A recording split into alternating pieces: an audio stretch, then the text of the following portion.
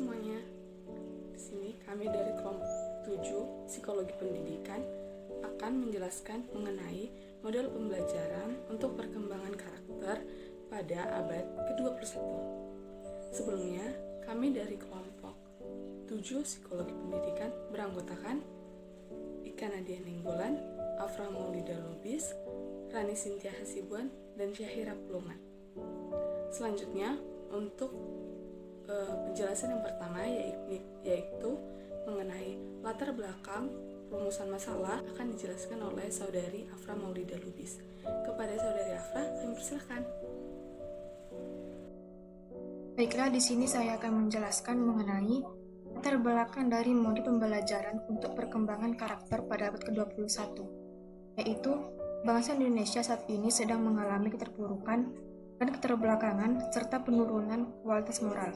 Hal ini ditandai dengan munculnya degradasi moral yang tidak saja menimpa kepada pelajar dan mahasiswa, tetapi keadaan sudah mewabah di masyarakat luas.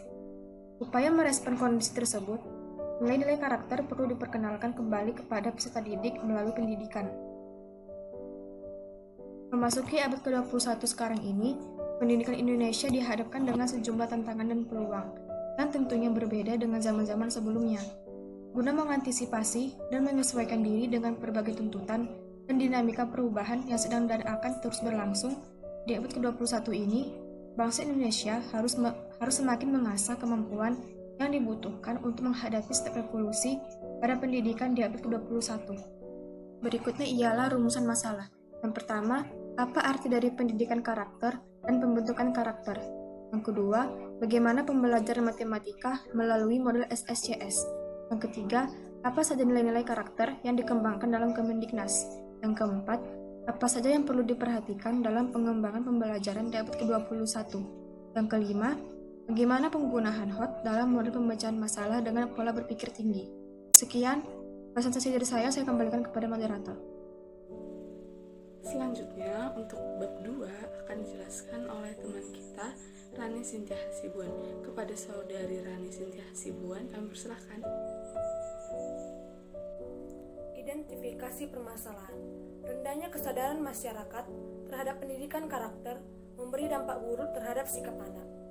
Sikap anak dinilai dari bagaimana tingkah lakunya, apa yang dikatakannya, dan bagaimana cara bicaranya. Secara kasat mata, degradasi moral itu tampak pada perilaku keseharian masyarakat, seperti tergesernya nilai sopan santun dan penyimpangan perilaku yang lain, seperti mabuk, narkoba, tawuran, kebut-kebutan, dan sebagainya. Pembentukan karakter merupakan salah satu tujuan dari pendidikan nasional. Pasal 1 UU Sisdiknas nomor 20 tahun 2003 menyatakan bahwa di antara tujuan pendidikan nasional adalah mengembangkan potensi peserta didik untuk memiliki kecerdasan, kepribadian, dan akhlak mulia. Pesan dari UU Sisdiknas tahun 2003 bertujuan agar pendidikan tidak hanya membentuk insan yang pintar, namun juga berkepribadian. Melalui pendidikan, diharapkan terjadi transformasi yang dapat menumbuh kembangkan karakter positif, serta mengubah watak dari yang tidak baik menjadi baik. Selanjutnya, untuk bab 3 akan dijelaskan oleh Saudari Syahira Pulungan. Kepada Saudari Syahira Pulungan, kami persilakan. Sekolah sebagai communities of character dalam pendidikan karakter sangat penting. Sekolah dapat berupaya mengembangkan pendidikan karakter dalam proses pembelajaran, habituasi, kegiatan ekstrakurikuler, dan bekerjasama dengan keluarga dan masyarakat. Gerakan PPK yang dicanangkan oleh Kementerian Pendidikan dan Kebudayaan Republik Indonesia tahun 2017 mengidentifikasi 5 nilai utama karakter yang saling berkaitan dalam membentuk jejaring nilai yang perlu dikembangkan secara prioritas, yaitu nilai religius, nasionalis, mandiri, gotong royong, dan integritas. Menurut Kemendiknas tahun 2010A, 2010B, Asmani tahun 2011, dan Komalasari dan Saripudin tahun 2017. Membangun karakter yang kita perlukan dapat dilakukan dengan berbagai cara, salah satunya melalui pembelajaran. Pembelajaran di masa abad 21 ini melakukan suatu pengintegrasian kemampuan literasi, kecakapan pengetahuan, keterampilan dan sikap, serta penguasaan terhadap teknologi. Pendidikan karakter dalam kurikulum 2013 dimasukkan pada kompetensi 1 dan 2. Kompetensi ini berkenaan dengan sikap keagamaan dan sosial yang dikembangkan secara tidak langsung pada saat peserta didik belajar tentang pengetahuan dan penerapan pengetahuan. Sesuai dengan rancangan kurikulum 2013 yang memusatkan perhatian besar pada karakter di sekolah dasar sebelum anak memasuki pendidikan SMP dan seterusnya. Kesimpulan akan dijelaskan oleh Saudari Afra Maulida Lubis. Kepada Saudari Afra, kami persilakan. Berikut adalah kesimpulan.